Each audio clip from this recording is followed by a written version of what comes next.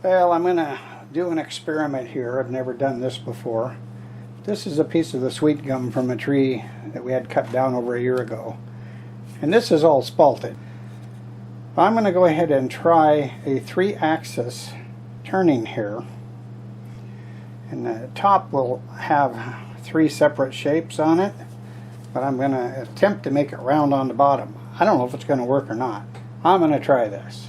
So I went ahead and bandsawed it, and I cut it round, and I put a tenon on here now because I don't know if I'll be able to do it later. I have 3 holes drilled here. They're on 120 degrees, and I put them in there equal from the center. I'm going to put that on my center, and I drilled that hole to capture it in there because it's going to be tilted. And I'll put my live center into here. So I think you can see what I'm doing here. So I'm going to pick one of these holes. I'm going to put it in here. Find that center. And I want to bury those teeth in there. Okay, all set.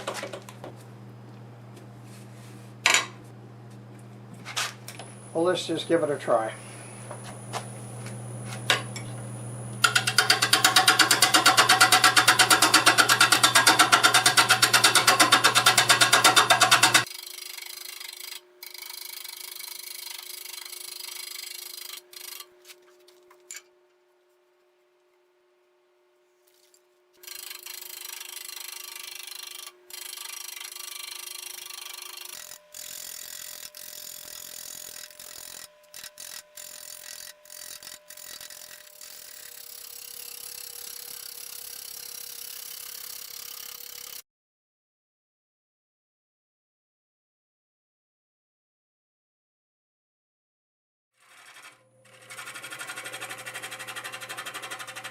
This morning and looked it over, and I didn't like what I was seeing. I don't think there was enough definition when I turn all 3 circles. So I drilled 3 new ones. These are twice as far out from center as the first ones were. And I did recut one of the sections, and now I think I'm going to have a really interesting intersection. So let's go ahead and put it on number 2 and see how it runs.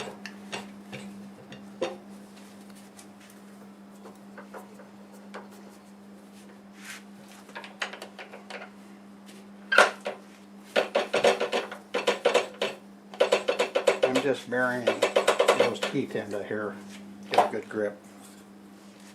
Alright, make sure everything's out of the way.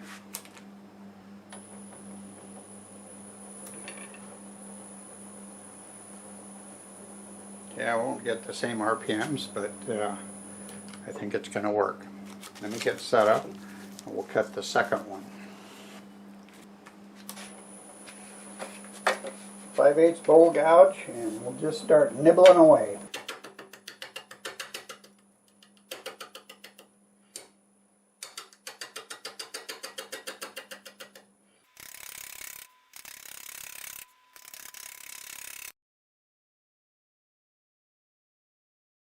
See how this last section turns.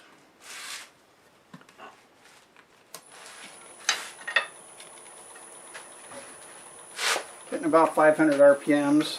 Hopefully we can get a little bit more after I get some material off.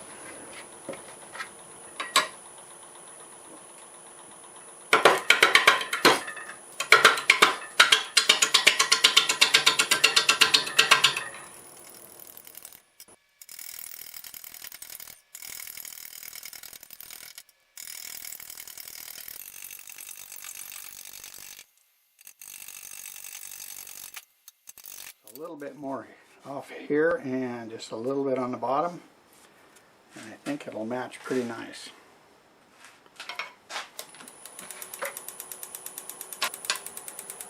$550 RPMs now.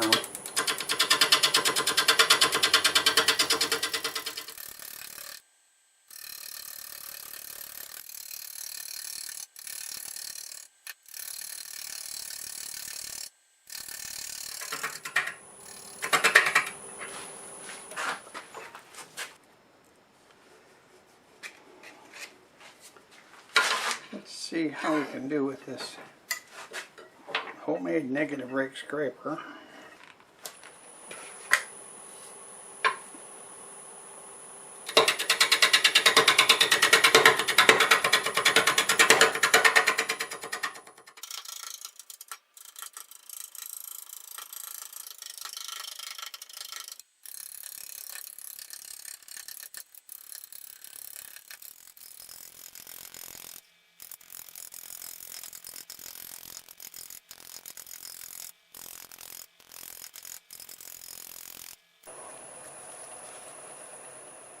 And I'm going to point out that I don't recommend doing anything like this.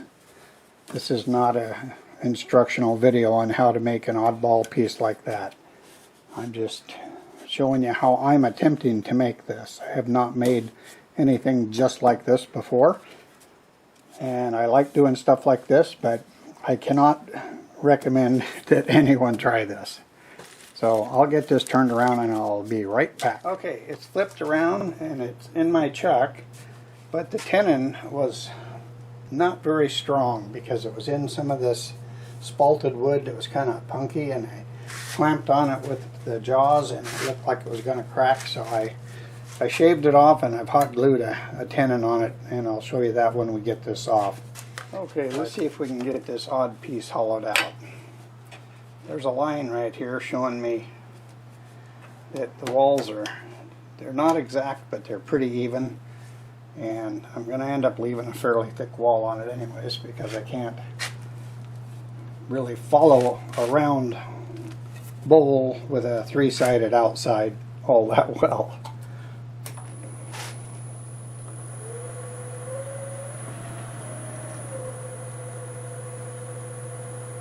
$700 RPMs to start with.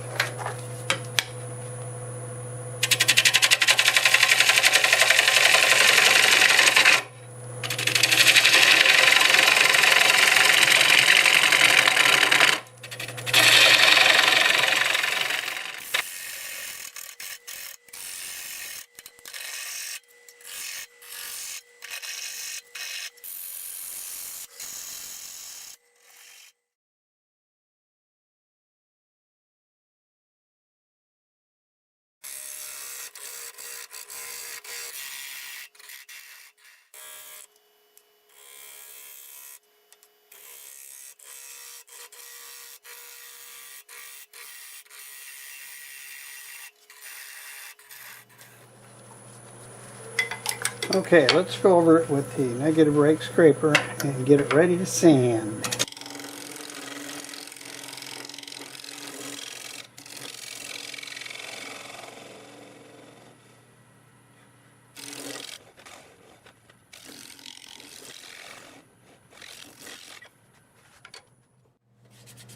Okay, I think we should be able to sand that up now.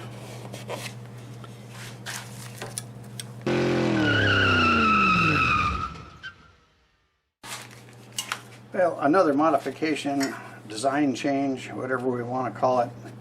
I don't really like how that looks.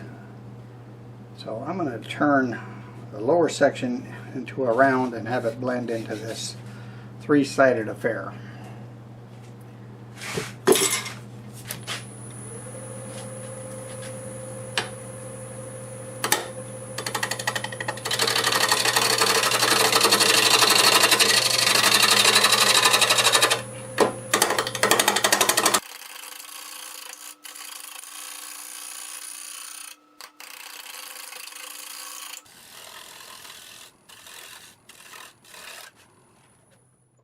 Alright, let's go ahead and use the negative rake scraper and clean it up.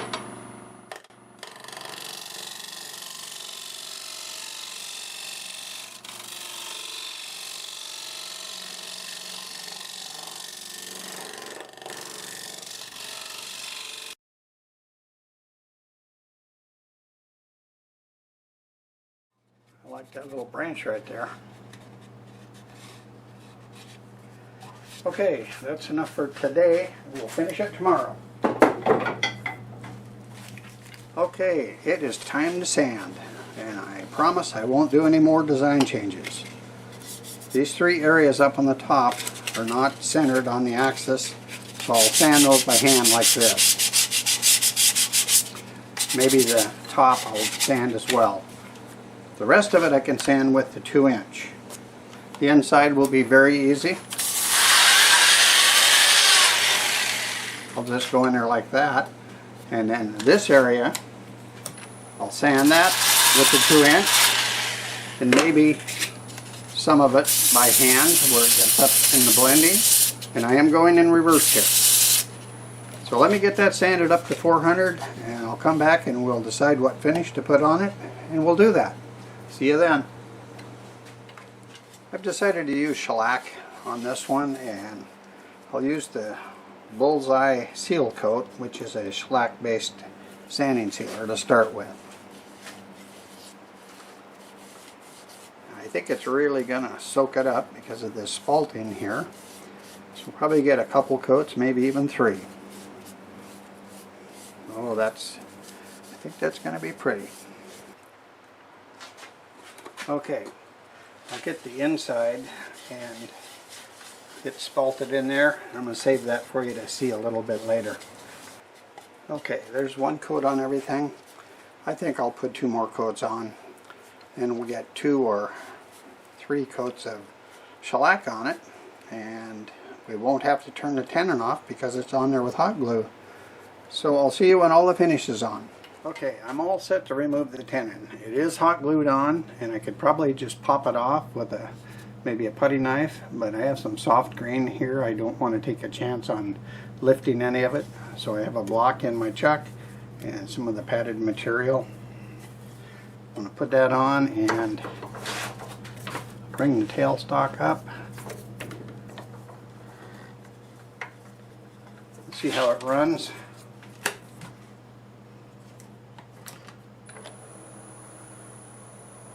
That's pretty good.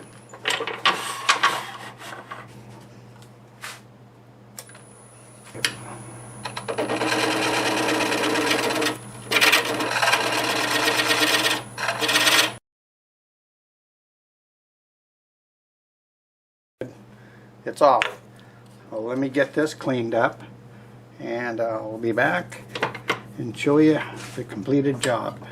Okay, here it is. A multi-axis bowl turned from 4 separate axes, 1 for each one of the walls, and they were 1.25 inches off the true center, and that's how you get this shape and have 3 points where they meet. The 4th axis is the bowl itself. It finished 7 inches across from the corners to the middle of the section straight across. And one of these is slightly different than the other, but I'm not sure you can see it, but I noticed things like that. 3.5 inches tall, and the base is 4.25 inches. I finished it using shellac based sanding sealer, and I used 3 coats of that and 4 coats of shellac. And I think it's a pretty nice looking finish. It's pretty easy to put shellac on and get a nice finish. I'm happy with that. And I reshaped this area here and turned it around. I just didn't like how that looked. What I really like about it is all the spalting.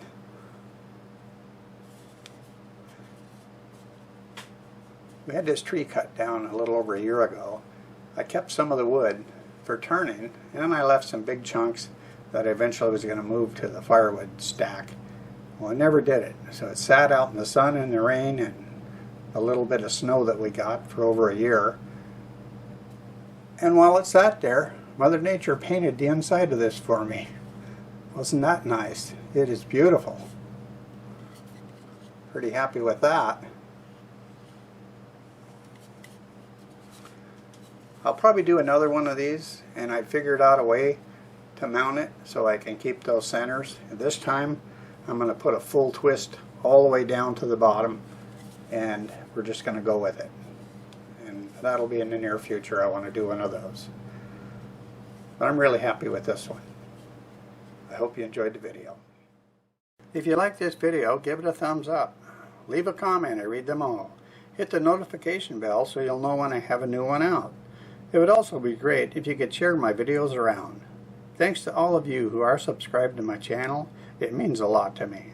If you're not subscribed, consider doing so. Thanks again, Until the next time, see you later.